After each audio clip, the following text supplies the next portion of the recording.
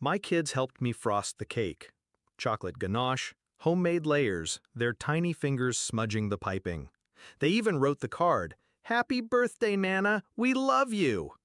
We drove 30 minutes to my parents' house, and the moment I stepped onto the porch, cake in hand, my father opened the door and said, "Don't make this about you."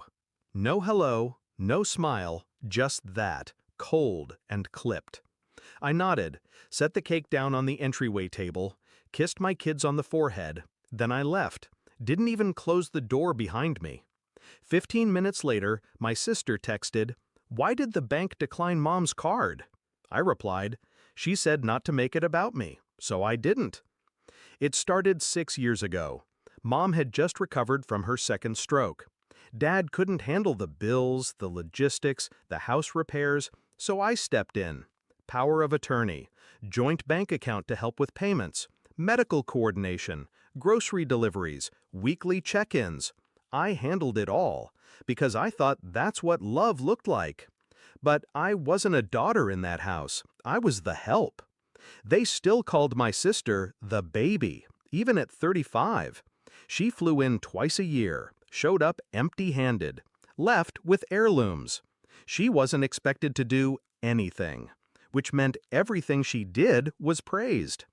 Meanwhile, when I forgot to refill Mom's pill organizer once, just once, Dad said, "If you can't manage, don't pretend to be useful." Useful. That word stuck. Last Christmas, I paid the property taxes early so they wouldn't lose the house. The next day, my mom gave my sister a $3,000 just because gift from the same account. Didn't tell me. I saw it in the transaction history. I didn't bring it up, didn't cry, didn't yell. I just watched, and I started planning.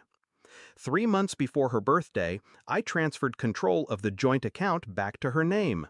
Quietly, I removed myself from access, sent certified letters, got signatures, paper trail, notarized. I closed the backup credit card that only I was funding. I stopped covering their utilities, the ones they never noticed I paid. I let the auto payments bounce. I gave them exactly what they asked for: space, independence, control. No noise, no drama, just absence. The day of her birthday, I knew the restaurant bill would be high. I'd called ahead weeks ago, reserved a table of 12, confirmed the preset menu. I made sure it wouldn't be cheap. They thought I'd be paying. That's why they invited me, not out of love, out of assumption. When Dad opened that door and dismissed me like a delivery person, I saw it clearly. I was never meant to be seen, just used. So I left. 15 minutes later, when her card declined at the restaurant, I knew it wasn't just money that vanished. It was convenience, access, control. My sister's second message came in all caps. "WTF did you do?" My reply? Exactly what they asked. 30 minutes after I got home, there was a knock. My father, red-faced, seething. He didn't say hello. He just growled, "You humiliated your mother." I stepped outside, closed the door behind me. Did I scream at her in front of guests? I asked. No.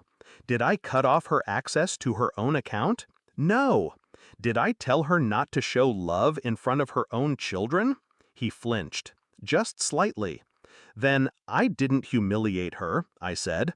I just stopped letting her spend my silence. He opened his mouth again, but I cut him off. I have 2 kids watching this house right now, I said. I won't let them grow up thinking love is something you earn by enduring disrespect. He didn't like that. He muttered something about betrayal. But here's the thing. You can't betray someone who never saw you as family, only as function. He left without another word. The fallout was silent. No apologies, no cake, no "we miss you." Just quiet. My kids asked why we didn't go to Nana's again. I told them the truth. Age appropriate, but clear.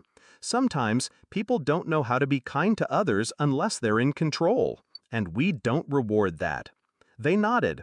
Kids understand more than we give them credit for. A month later, my sister called, said Mom had been crying, said they didn't realize how much I did. I didn't respond. Some lessons only land when the room goes dark and no one's left to flip the switch.